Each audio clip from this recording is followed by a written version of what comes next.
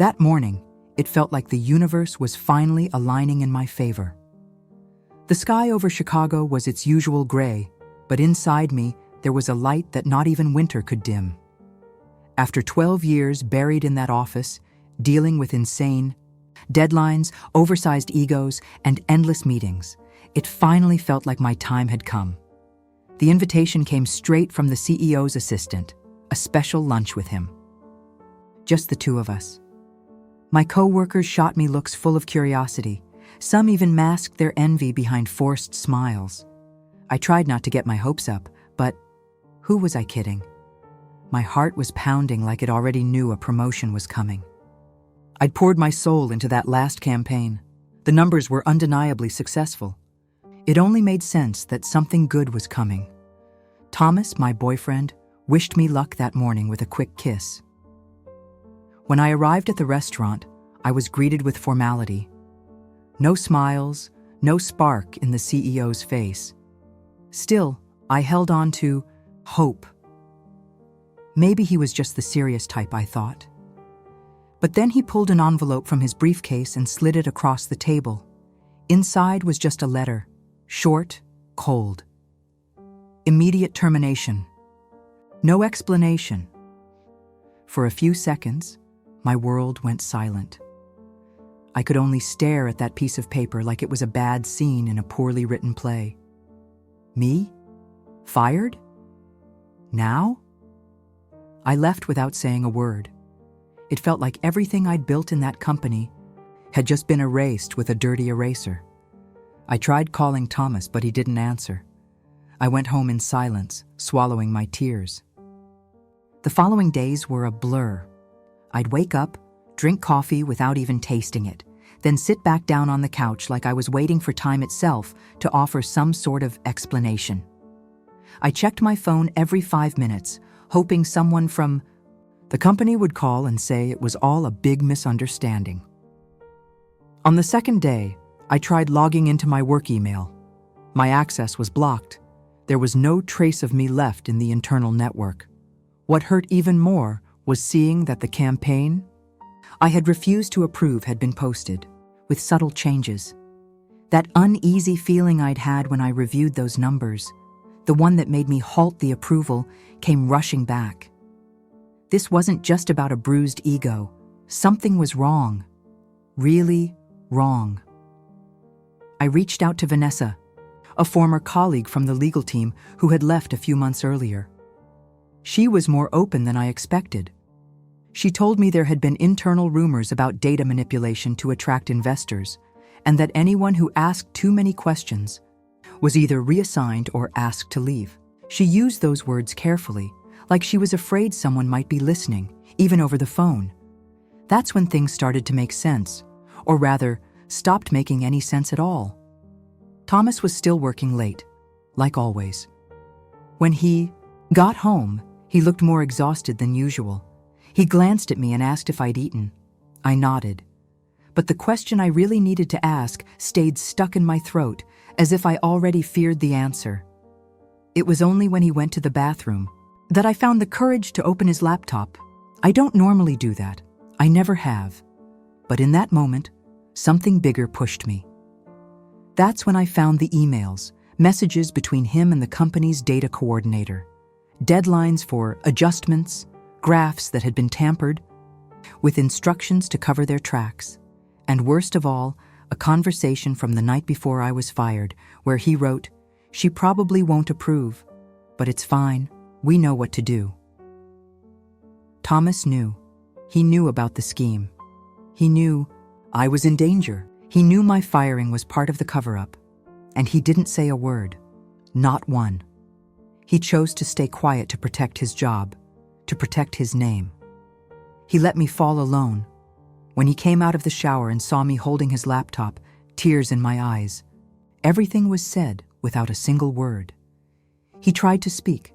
I just pointed to the door. It felt like my heart was being ripped out slowly. I'd been betrayed from every direction, at work, in love, and in trust. The next morning, I spent hours combing through old reports, email exchanges with the data department, and handwritten notes from meetings. Slowly, a pattern began to emerge. Inflated numbers, repeated data with slight tweaks, flimsy justifications. I knew I was walking into a minefield, but fear no longer had a place in me. What more could they take? My reputation? They'd already tried. My job? Already gone. My love? It had been a lie. All I had left was my voice, and I was going to use it to fight back. I decided to reach out to someone for guidance. A childhood friend, now a labor rights attorney, pointed me to an investigative journalist. When we met, she listened to my entire story. Then she looked at me like she was seeing something far bigger than just a corporate scandal. She said I was holding a bomb, and that I needed to be ready for the fallout if I lit the fuse. That's when I filed the lawsuit. I gathered every piece of evidence I could find, organizing everything into digital and physical folders. Every document, every email, every inconsistency became part of my new armor. The media caught wind almost immediately. The news spread like wildfire. Executive blows the whistle on data manipulation at tech giant. My name was everywhere. For a few weeks, the company I once worked for pretended nothing was happening. Cold press statements, firm denials, rehearsed speeches about ethical values and corporate transparency. But the cracks appeared faster than they expected. The moment the first former employee agreed to testify, others followed. Some stayed anonymous. Others found new courage. They all said the same thing. The scheme had been going on for years. I just got in the way. The CEO was placed on temporary leave by the board. 2 executives resigned like passengers fleeing a sinking ship. And Thomas, well, he became a target in the internal investigation too. Then came the offer. A settlement. A large one. All I had to do was sign and stay silent. No interviews, no court dates, no more noise. It was tempting. I won't lie. I considered it. Thought about the time I'd save. But I said no. And when I did, I felt something I hadn't felt in a long time. Freedom. I was no longer for sale. My dignity wasn't up for negotiation. Meanwhile, my story reached places I never imagined. Someone I'd long admired, the CEO of Novacor, asked to meet me in person. I was skeptical, of course. Who wouldn't be? But unlike the cold lunch that sealed my firing months before, this meeting was different. I was met with respect. He thanked me, said what I'd done shook the industry, that it sparked internal conversations, structural changes. And then, in the simplest way, he offered me something I'd never truly had before: recognition with autonomy. The position of Global Executive Director of Marketing, a role built just for me, a team assembled around trust in my leadership. A fresh start with dignity. I came home with tears in my eyes because the truth, no matter how brutal, always finds its way. Signing that contract with Novacor felt like coming up for air after holding my breath way too long. But it wasn't easy. It took me a few days to say yes, but I did. I said yes because I realized that moving on doesn't mean erasing the past. It means honoring it. I couldn't undo what had been done to me, but I could choose what to do with what was left of me. The new team welcomed me with a mix of admiration and curiosity. Returning to corporate life was emotionally taxing. Sometimes, a simple meeting would take me back to that old room, the knot in my stomach before every decision. But this time, it was different. My voice was heard. I could disagree without fear. I could suggest without constantly justifying myself. Meanwhile, the legal case was moving forward. My former company kept slipping deeper into contradiction. With each hearing, more documents came to light. Then one day, I got an unexpected message. It was from Thomas. An apology. Poorly written. Rushed. Almost empty. He said it was never personal, that he didn't think it would go that far, and that he hoped I was doing okay. I deleted it. No reply. They say forgiveness is freeing, and I believe that. But forgiveness isn't a ticket back in.